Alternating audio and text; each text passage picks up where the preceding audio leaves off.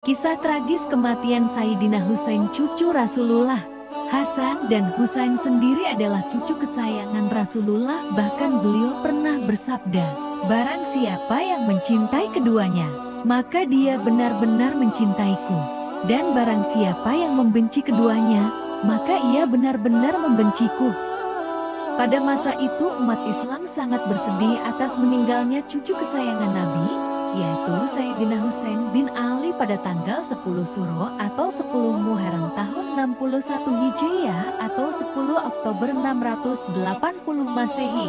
Husain adalah seorang pemimpin yang tangguh, pemberani, dan rela berkorban. Ia juga merupakan sosok yang syoleh dan dengan akhlak yang diwarisi dari kakeknya, serta ilmu yang didapatkan dari ayahnya.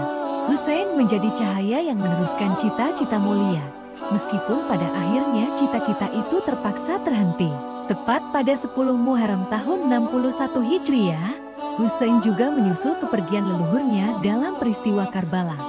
Pada saat itu, Husain dan rombongannya yang hendak menuju Kufah pada 18 Zulhijjah tahun ke-60 Hijriah.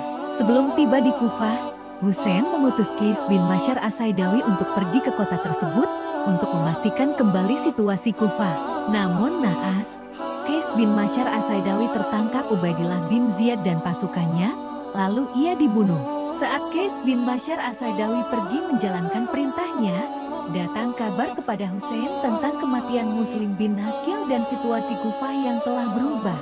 Namun, Husain beserta sebagian rombongan terus melanjutkan perjalanan menuju Kufah.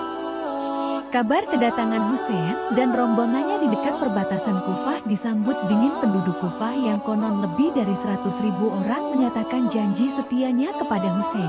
Kekhawatiran keluarga dan sahabat Husain di Mekah yang menasihatinya agar tidak berangkat ke Kufah ternyata benar. Rombongan Husain tiba di Karbala pada 2 Muharram 61 Hijriah di bawah pengawasan ketat pasukan berkuda utusan Ubaidillah bin Ziyad yang dipimpin oleh Al-Harb bin Yazid At-Tamimi. Sementara Ubaidillah bin Ziyad sang kepala daerah Kufah kemudian menyiapkan pasukan tempur berkekuatan 4.000 orang dengan persenjataan lengkap yang dipimpin oleh Umar bin Sa'ad bin Abi Waqqas.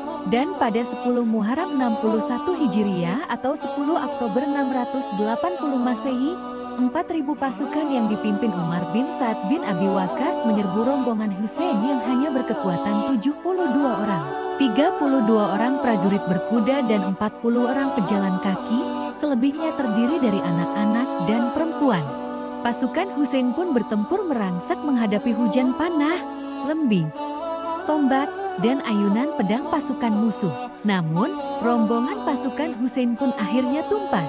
Setelah pasukannya habis, Syamir berteriak dan mengomando pasukannya untuk segera membunuh Husain. Dalam beberapa saat, maka Syamir berhasil menggerakkan Sinan bin Anas An-Nakahi, sehingga berhasil memotong kepala Husain. Setelah terpenggal lehernya, kepala Husain dibawa ke Ubaidullah. Saat menerima kepala itu, Ubaidullah memasukkan kayu ke mulut Husain dan menghinanya. Dan tragedi Perang Karbala menjadi puncak fitnah pertama dalam umat Islam, dan juga menjadi akar perpecahan dari umat Islam itu sendiri menjadi kelompok Sunni dan Syiah.